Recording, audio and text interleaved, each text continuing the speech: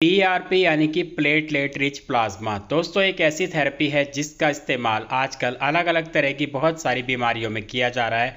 और ये जो वीडियो है एक रिक्वेस्टेड वीडियो है, हमारी एक सब्सक्राइबर ने रिक्वेस्ट की है इसके बारे में वीडियो बनाने के लिए। तो आज के इस वीडियो में हम बात करेंगे कि पीआरपी ट्रीटमेंट क्या है, कैसे किया जाता है और इसके क्या फ़ायदे क्या नुकसान हो सकते हैं। तो आगे बढ़ने से पहले आप लोगों से रिक्वेस्ट है वीडियो को लाइक कर दीजिए, क्योंकि बाद में आप लाइक करना भूल जाते हैं।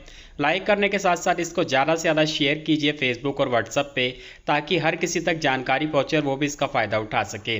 नमस्कार दोस्तों, स्वागत है आप सभी का हमारे यूट्यूब चैनल आलोक फिटनेस आइडियाज़ में। तो चलिए शुरू करते हैं। पीआरपी यानी कि प्लेटलेट रिच प्लाज्मा दोस्तों एक तरीके की थेरेपी है, और इसमें हमारा जो खून होता है, हमारा जो ब्लड होता है वो लिया जाता है। ब्लड में से प्लेटलेट और प्लाज्मा अलग करके और उसको इंजेक्शन के माध्यम से हमारी बॉडी में जिस जगह का ट्रीटमेंट करना होता है वहाँ पे इंजेक्ट किया जाता है। अब ट्रीटमेंट कौन कौन से होते हैं और कैसे इसको इंजेक्ट किया जाता है, बेनिफिट क्या है, ये भी आपको यहाँ पे बता देता हूँ। देखिए दोस्तों, अगर आप गूगल पे सर्च करते हैं पीआरपी के बारे में तो सबसे ज़्यादा आपको उसमें जो रिजल्ट मिलेगा वो मिलेगा बालों से रिलेटेड या फिर स्किन की प्रॉब्लम से रिलेटेड।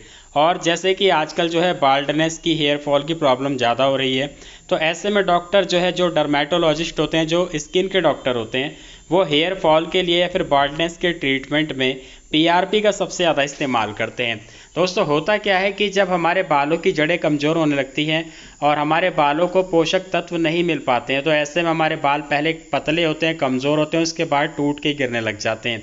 तो ऐसे में जब पीआरपी ट्रीटमेंट किया जाता है, यानी कि हमारे ब्लड से प्लेटलेट्स और प्लाज्मा ले करके इंजेक्ट किया जाता है हमारे बालों की जड़ों में, हमारे सिर की त्वचा में, तो जो बालों की जड़ें हैं उनमें दोबारा से जान आनी शुरू हो जाती है और रिएक्टिव होने लग जाते हैं।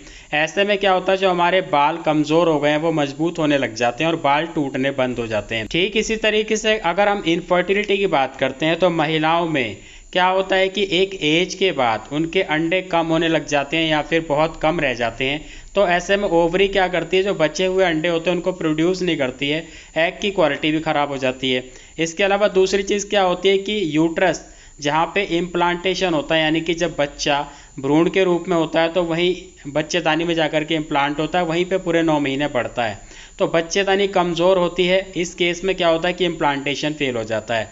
तो इनफर्टिलिटी में या तो आपकी यूट्रस कमज़ोर है वहाँ पर, या फिर आपकी ओवरी वर्क नहीं कर रही है, अंडे नहीं बन रहे हैं, अंडे रिलीज़ नहीं हो रहे हैं। इन दो केसेस में भी आजकल पीआरपी थेरेपी का इस्तेमाल किया जाने लगा है। अगर किसी महिला की ओवरी में एग्स बहुत कम बचे हैं और एज ज़्यादा हो गई है, ऐसे में वो कंसीव करना चाहती हैं या फिर आईयूआई या फिर आईवीएफ के लिए ट्राई करना चाहती हैं, और सबसे बड़ी समस्या ये है कि वो डोनर एग नहीं लेना चाहती है। डॉक्टर ने बोला कि आप डोनर एग ले लीजिए, लेकिन वो नहीं चाहती कि किसी और के अंडे से वो माँ बने, वो अपने ही अंडे से माँ बनना चाहती है। तो ऐसी कंडीशन में उनकी ओवरी को रीएक्टिव करने के लिए, रिस्टोर करने के लिए पीआरपी थेरेपी का इस्तेमाल किया जा रहा है, जिसमें कि उसी महिला का ब्लड लिया जाता है और उसमें से प्लेटलेट और प्लाज्मा निकाल करके इंजेक्शन के माध्यम से उस महिला की ओवरी में इंजेक्ट किया जाता है, जैसे कि आप सामने पिक में भी देख पा रहे हैं।